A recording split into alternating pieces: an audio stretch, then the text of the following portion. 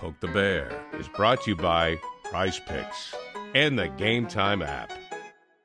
And welcome into Poke the Bear, episode 270, presented by Prize Picks and Game Time Tickets. My name is Conor Ryan, and once again, we are joined by the esteemed Ty Anderson of 98.5 The Sports Hub. Ty, what's going on? I spilled a drink everywhere like a minute ago, so I'm doing all right, but now I'm thirsty. It's not great. Shit. It's not great.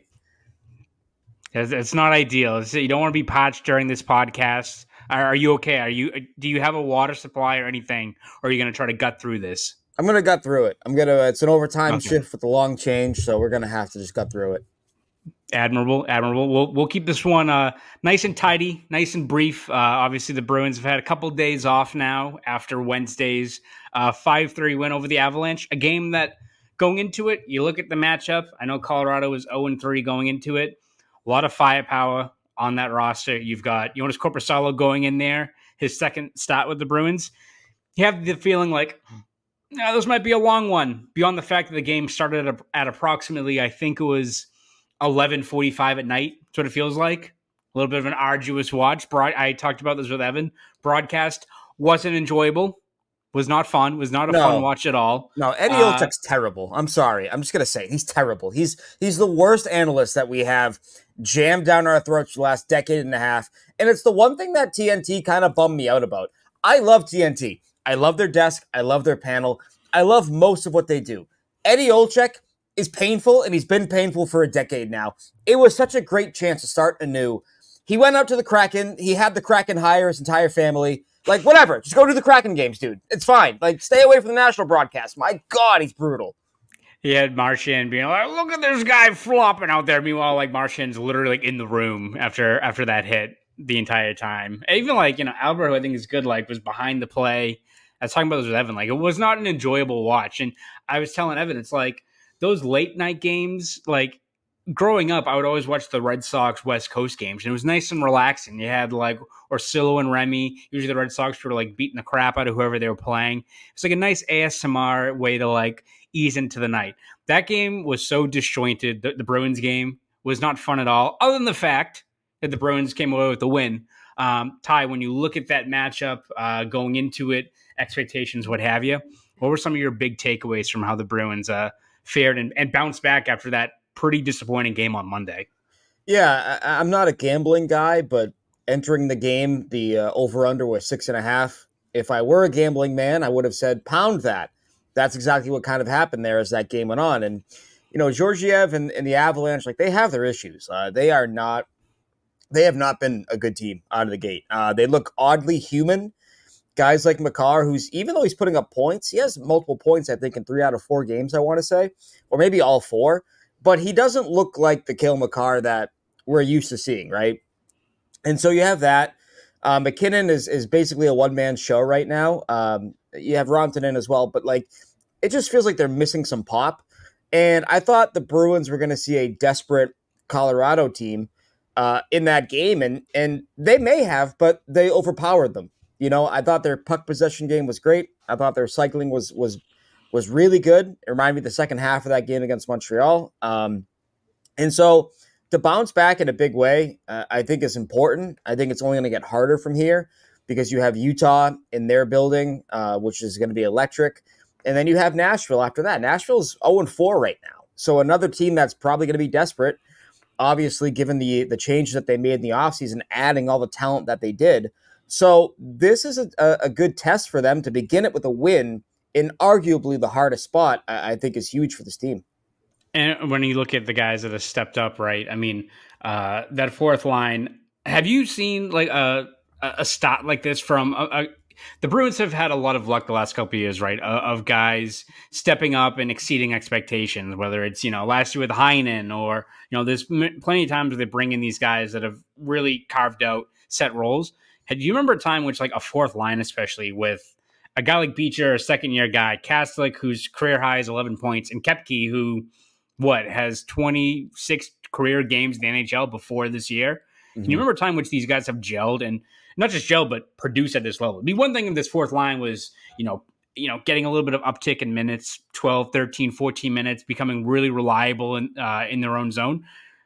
the fact that the Bruins are outscoring teams 8-0 at 5-on-5 play when they're out there, I can't remember a time when it's really clicked to this degree. And again, some of that maybe is puck luck. We know it's not going to carry on over throughout the year, but I can't remember a time which a line has clicked like this, kind of out of nowhere. I did not see this coming at all. You're 100% right. And I think you sort of alluded to it. We've seen this in the past, but typically at the midway point of the year. Like when the Bruins went on that run in 2019, you saw that fourth line come together in the second half.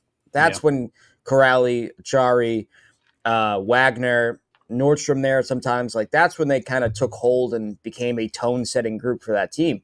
Out of the gate like this, no. Like this is rare. The closest thing I can think of, and even that wasn't as good, that was one game, that wasn't a whole week, was that opening night in 2017 when all the young players scored, basically. You know, DeBrusk and Bjork and I think Heinen, they all got on the board that night with points. So, like that's or McAvoy as well was in that group. Like that is sort of like the closest thing I can remember. But again, that's one game versus a week, 5 games of sustained pressure, 5 games of them being arguably your best line every game. I think the exception maybe being the Montreal game where I think that the Pastrnak line kind of went off. So you look at it that way, like they've been unbelievable. And I think really what it is, Jim Montgomery talked about it after that Florida game on Monday. Like they just know their role, right? And you watch them, they're never changing how they play. They are playing their game. They're dictating the terms of that game, and they're going out there and producing. And I think that's what's, if everyone follows their lead, it's going to be a really good team. Yeah, and I think it's something, too, where, yes, I don't think you're expecting, we're not going to be in early December, and we're going to look at this fourth line and be like, what the shit's going on? They're outscoring teams 21-1 when they're on the ice. Like, I don't see that being the case. Maybe they'll prove me wrong, but even if that scoring regresses or, some of it's just been circumstances where they've been fortunate, like the Lindholm goal where, again, they're playing simple, smart hockey to screen the goaltender and the puck gets through. Even if that scoring regresses a little bit, the way they're playing, it's still a style where if you keep up that intensity, that motor, that, winning puck battles, yes, maybe you're not scoring at the rate, 12 goals per 60 minutes, something insane like that. You may not do that, but you're going to be hemming the other team in their own end. So, you're still going to be playing winning hockey when you're out there. And that's the thing where I don't think we're expecting Cole Koepke to be a 20-goal guy or Mark Kaslick to be a 38-point guy, making a leap like that. But if they play this style throughout the year, they're going to be one of the more effective kind of checking units out there. Because you look at even like a guy like Beecher, who even from the start of camp, Jim Montgomery said how much they've been impressed with the strides he's made. When you have these players who are either unproven or have more to give, it seems like they're really relishing that opportunity. And it's leading to, again, maybe not lopsided scoring totals by the end of the year, but winning hockey. And that's what it's been whenever they've been on the ice. Yeah, but I also think the way that they play is conducive to teams not adjusting per se and limiting their scoring, because I think so much of what they do gets everybody else involved. If you look at the first goal that Koepke scores in the Colorado game, I mean, you have an activation from Zadorov who then sends it around and allows Peak to activate. And they're just going to the front of the net, and they're creating traffic, they're creating chaos, and they don't quit on the play. And Koepke gets it, bangs it home. And then you look at the Lindholm one, just get traffic there.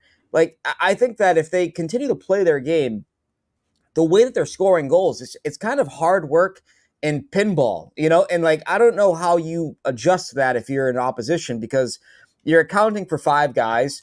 If you want to flood, the home plate area and try to deny that, you can. But ultimately, you're going to have teams, and I think this is the way that they want to play that fourth line. You're going to have teams just spinning around constantly going, okay, where we go? Right. I think that's kind of what can make them so effective. And that's what might, they're not going to score 12 goals per 60 minutes, but that strategy and that tenacity might allow them to continue to score even after teams start saying, hey, we got to watch these guys because they know what they're doing out there. Because it's not just watching them. It's watching the defensemen that activate as a result of them pinning teams down, grinding them down, maintaining possession, and then winning one-on-one battles. Yeah, absolutely. No, that fourth line so far, maybe we don't even call them the fourth line. So Jim Montgomery said after Wednesday, but whatever they are, the Catholic line have been a bunch of monsters to start this year. Definitely one of the more pleasant surprises for this team. We're going to talk a little bit more about other surprises through the first 5 games. But before we do that, Ty, take a quick break. Hear from our good friends over at Prize Picks. Fall is finally here. You know what that means. Football season is back. And there's so many ways for you to get in on the action and win up to 100 times your cash on Prize Picks, as you and the world's best players take the game to a new level on the gridiron, ice, court, and much more. Prize Picks is the best way to win real money this football season. Which players are going off? Which ones aren't? Make your picks in less than 60 seconds and turn your sports opinions into real money all season long on Prize Picks. Sign up today and get $50 instantly when you play $5. You don't even need to win to receive the $50 bonus. It's guaranteed. PrizePicks also offers weekly promotions that can lead to big payouts like Taco Tuesday. Every Tuesday, PrizePicks discounts select player projections up to 25% to provide even more value for your lineups. PrizePicks is also the only real money daily fantasy platform with an injury insurance policy so that your lineups stay in play even if one of your players gets injured. If your player leaves in the first half and doesn't return, PrizePicks makes sure that your picks are still live. There's really no shortage of ways to participate in PrizePicks, especially during football season. This week, I'm picking Justin Jefferson for more than 83.5 receiving yards and Patrick Mahomes for less than 267.5 passing yards. It's really that easy. So download the PrizePicks app today and use code CLNS to get $50 instantly after you play your first $5 lineup. That's code CLNS on PrizePicks to get $50 instantly after you play your first $5 lineup. PrizePicks. Run your game. Now, let's get back to the show. Shout out once again to our good friends over at PrizePicks. All right, Ty, we obviously discussed the Catholic line and how dominant they've been. Through 5 games, what other things have kind of stood out to you in terms of either encouraging things, maybe a few things that need to be shored up? What do you think have been kind of the bigger surprises to start this season for Boston? I think that, and you know, we've seen him now for a couple of games, but you know, Matthew Poitras and the way that he's just like, he's refusing to go down to the minors, essentially. And I think there are times like that LA game, I thought he looked good. The Florida game, I thought he looked good up until the shorthanded goal. And his confidence, I think, got rattled a little bit. Yeah. But in the Colorado game, I'm watching him and I'm going, he's good.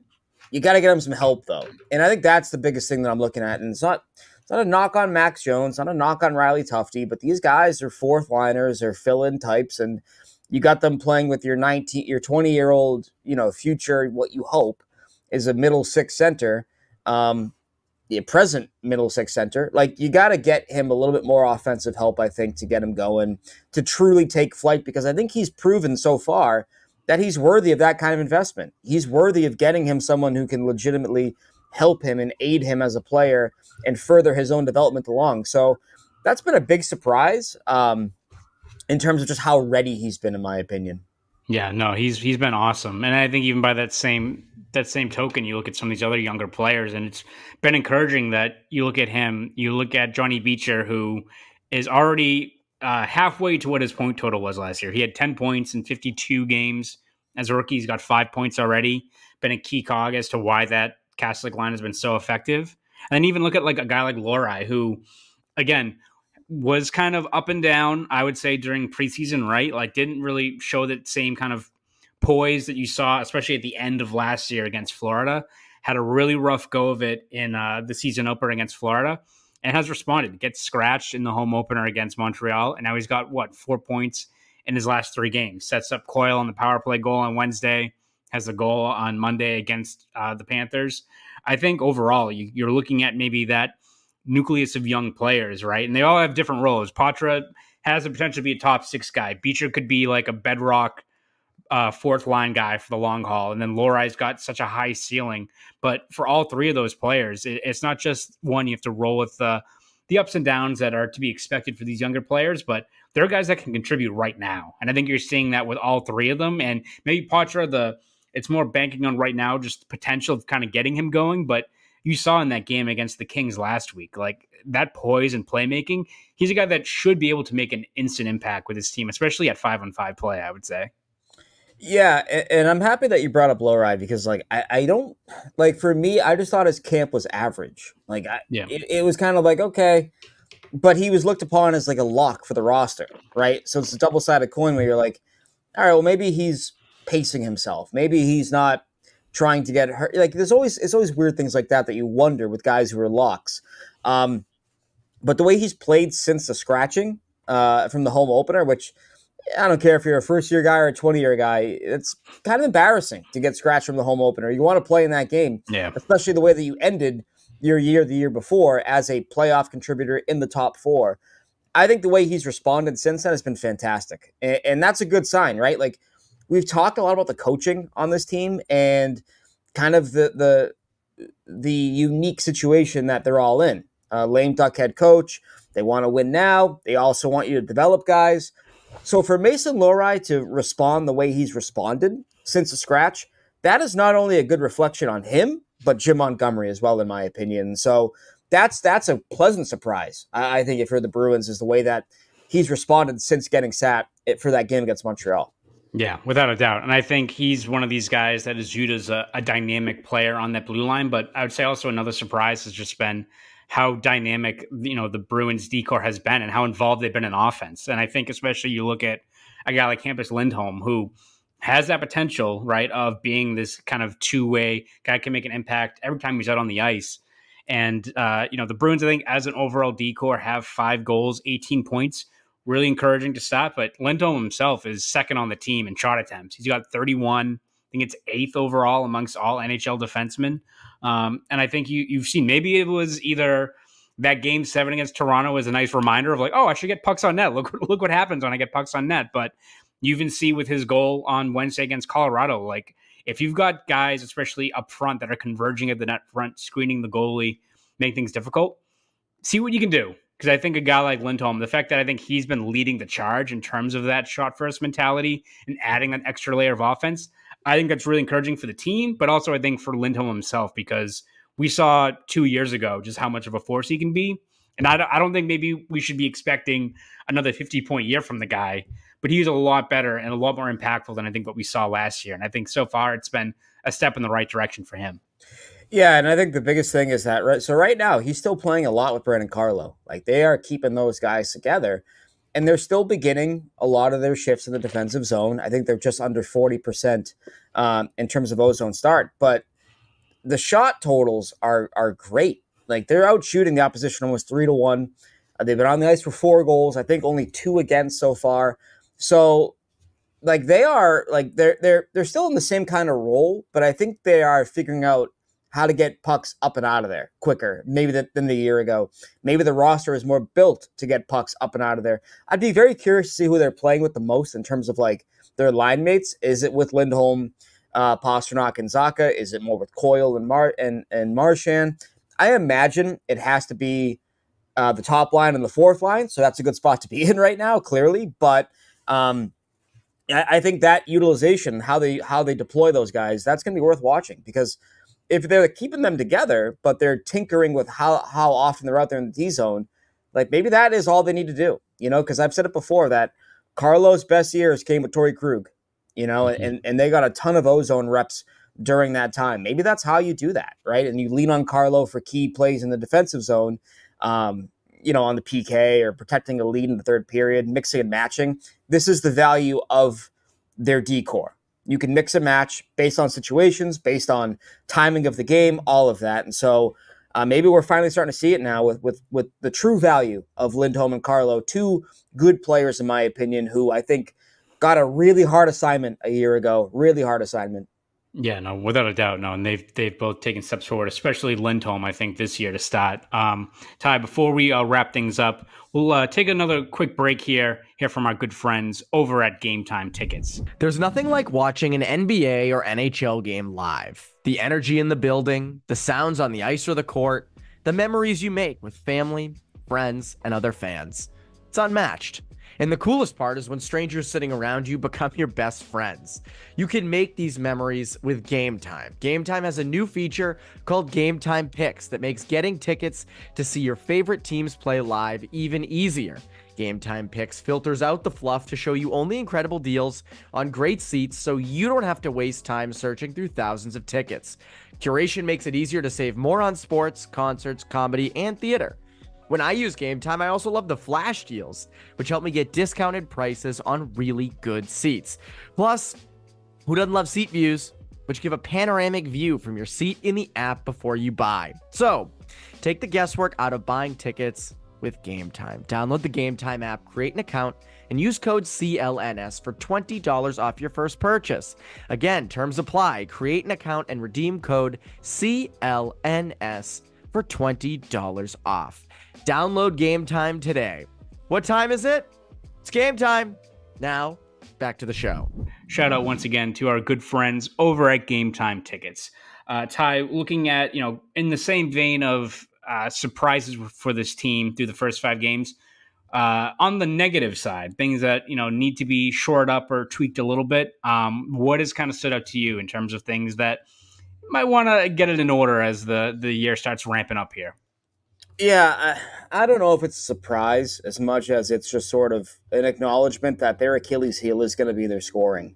And when I say that, I mean their top 6 scoring and where they get goals from that second line right wing spot. They were talking about it on July 1, saying that, hey, this might be our downfall. I think it's going to be. I think based on what we've seen right now, and it's great. Charlie Coyle gets a goal on the power play the other night. Maybe that gets him going a little bit here. But, guys, like when you put all of your eggs in the basket of, well, Morgan Geekie, Trent Frederick, Charlie Coyle, they all had career years. That's who they are now. It's like, well, no, they might drop a little bit. They might come down a little bit. Justin Brezzo had 5 goals in 19 games or whatever it was. Like, he could be good, but he might regress a little. Like there's always signs that a career year does not mean that's who that guy is from this point onward. And so when you invest so heavily in guys who had career years and you say that's going to be their norm, it might set you up for failure here. And so it's early. It's 5 games. I can't make a definitive statement either way.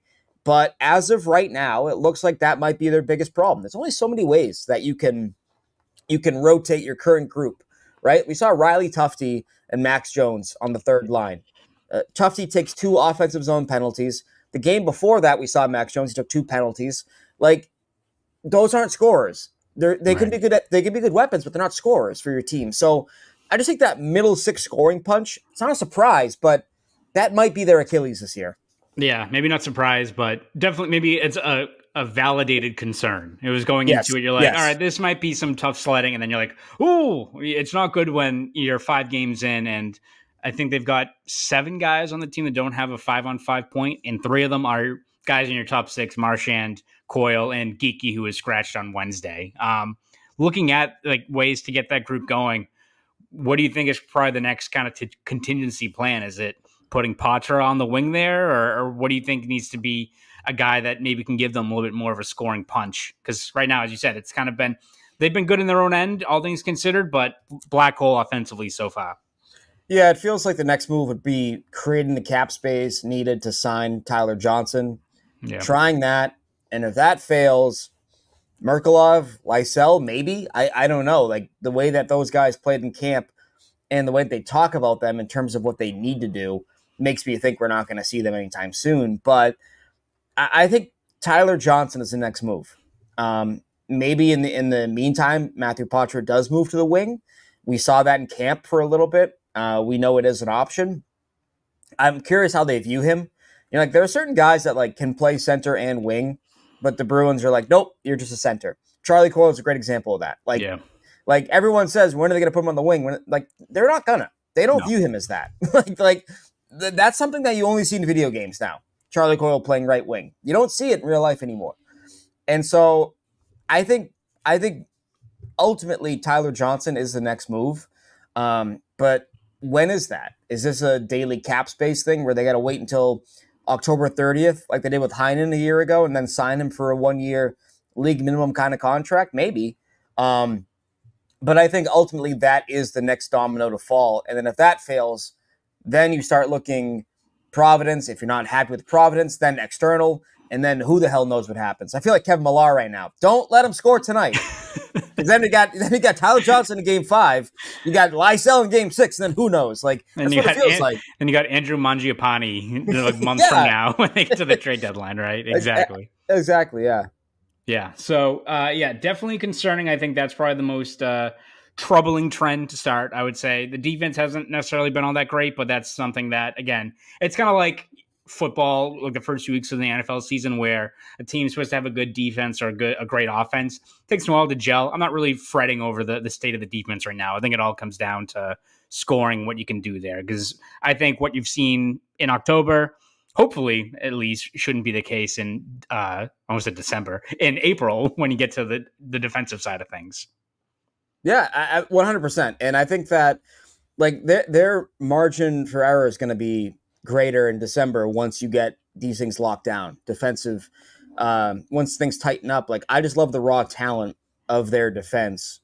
So you got to get scoring though. It's just like, can they figure that out between now and December 31st?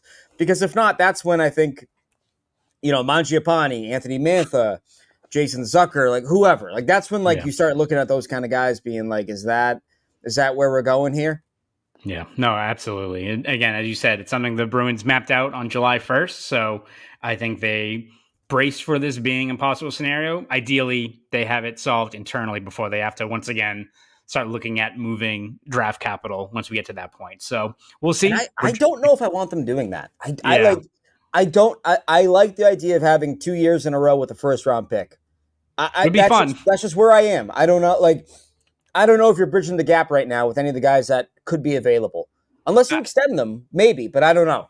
Yeah, I feel like if you're going to go back into especially first or second round pick territory, it's got to be someone that you ideally want to sign long term, right? Like I don't want a guy like a Mantha or someone like this that could help for the immediate, but I don't feel comfortable giving them then a 5-year deal, right?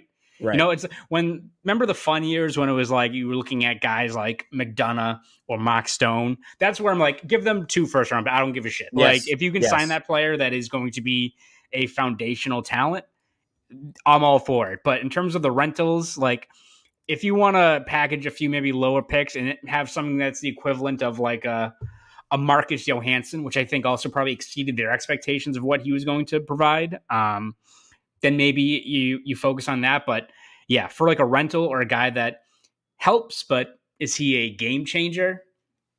I don't really see that right now. Again, we'll see how the draft, the trade market really develops. But right now, I don't know. I don't want them to all of a sudden just look right ahead to February and March to be the time where they fix these issues, because I don't know how much you're going to be overpaying to get a guy that maybe helps you in 2024, 25. But if it's a 1-year thing and you're going back to the drawing board of giving up draft capital, not really a fan of that. No, because you got to start replenishing. The Bergeron window is over. The Chara window is long over. You got to start replenishing the pool for when Pasternak and McAvoy and Swayman are in their early 30s and you start going, ooh, not sure how much more time we got with this group being at the prime of their career. You got to start planning for that. I think they did a great job of that by getting Dean Letourneau, but he's also not a lock. The only guy. Yeah. Yeah, exactly. Yeah. So we will see how those things kind of play out. See how the Bruins solve their 5-on-5 scoring in that middle 6 grouping moving forward. Ty, where can we read your stuff? Where can we hear you on the airwaves? All that good stuff. Yeah, you can hear me at 98.5 Sports Hub, the hockey show, Saturday mornings, 9 to 11 a.m. Please call in. Love to hear from you guys. And then you can also find me on the website, 985sportshub.com, on X @_ Ty Anderson, and pretty much anywhere else in the greater Boston area. How about you? Yes, you can read my stuff over at boston.com and the Boston Globe. We have you covered every step of the way this Bruins season. And you can follow me on Twitter, X, whatever it's called, at Conor Ryan _93. Guys, this is episode 270 of Poke the Bear. I'm Conor Ryan. That's Ty Anderson. You fans have a great rest of your week.